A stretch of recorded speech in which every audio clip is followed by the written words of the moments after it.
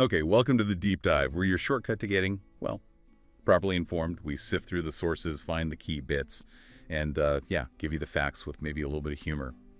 So today we're diving into something pretty significant, really timely actually, because this past Wednesday there was this profound commemoration marking 80 years since, well, a moment that really changed global history, the atomic bombing of Hiroshima.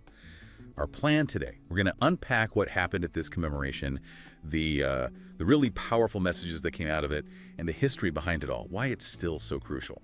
And understanding these details, it really helps you connect the past to what's happening now, these global conversations about security, international relations. It just gives you a vital way to look at current events, really. Exactly. That link between then and now is, well, it's everything here.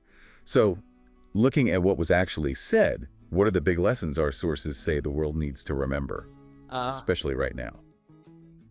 Okay, let's unpack this. So Wednesday morning in Japan, a silent prayer, marking exactly 80 years since the U.S. dropped the atomic bomb on Hiroshima. And this wasn't just, a local thing. It felt like a global moment. A pause for reflection. You had Japanese Prime Minister Shigeru Ishiba there, officials from, well, all over the world, actually, and of course, Hiroshima's mayor, Kazumi Matsui. That international presence, it really does underline the significance, doesn't it? Yeah, absolutely. It shows this isn't just one city's memory. And that silent prayer, it carries such solemn weight. But the global attendance, like you said, it signals this is bigger. It's not just a Japanese event. It's like a universal prompt to think about our shared history and, well, our future. What have we learned? Or maybe what should we have learned? That seems to be the question hanging in the air. And right at the center of it all, you had Mayor Kazumi Matsui. His statements were incredibly impactful. He basically issued this really stark warning. He talked about a global, accelerating trend toward military buildup. Right, and that other point he made too? Yeah, the worrying idea that, quote, nuclear weapons are essential for national defense. He didn't mince words either. He called this trend a flagrant disregard, his words, of the lessons the international community should have learned from the tragedies of history. And what's really fascinating there is how directly he links what's happening now to those historical lessons. For decades, we've had this idea of mad, mutually assured destruction. Right, the idea that the weapons are too terrible to use. Exactly, that their sheer power prevents their use. But the mayor's words, they sort of challenge that whole premise. He seems to be saying that just relying on more weapons, especially nuclear ones, actually goes against the real lessons from the past. So not just deterrence, but something deeper. Yeah, like a fundamental rethink of what security even means in, the nuclear age. He's really pushing for critical thinking there. What are the lessons he might be pointing to? Well, to really feel the weight of all this, you have to remember the direct history, right? World War II.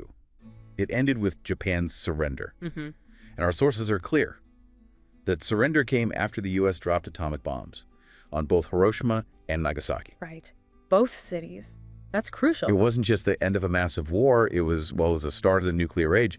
It completely reshaped global power. Yeah. How we even think about conflict. It gives you that stark picture, that huge shift. And connecting that history, those specific events 80 years ago, back to the commemoration, it's so clear the conversation isn't over, not by a long shot. It's still evolving. What happened back then is directly shaping how we talk about military buildup now, about nuclear weapons now. Just like Mayor Matsui highlighted. Exactly. It's not just some dusty historical fact. It's like a foundational text for our current debates on security, on diplomacy. Yeah. It really shows how tangled up the past is with everything happening today. So, okay, where does that leave us now? This 80th anniversary, it feels incredibly heavy. And that warning from Hiroshima's mayor, calling current trends a flagrant disregard for history's lessons.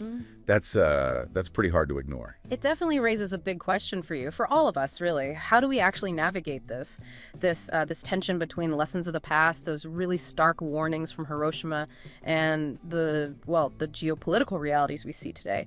It really makes you think about how complex it is to apply history to the future, doesn't it? Especially when different countries, different people might read those lessons very differently. That's a really good point. So, given the mayor's strong words, that flagrant disregard, what responsibility do we have, as individuals, but also as a global community? How do we make sure those lessons are actually learned and acted on. What does learning from history even mean when you see this accelerating military trend he's talking about and, nations facing these really tough security choices? What does that look like in practice?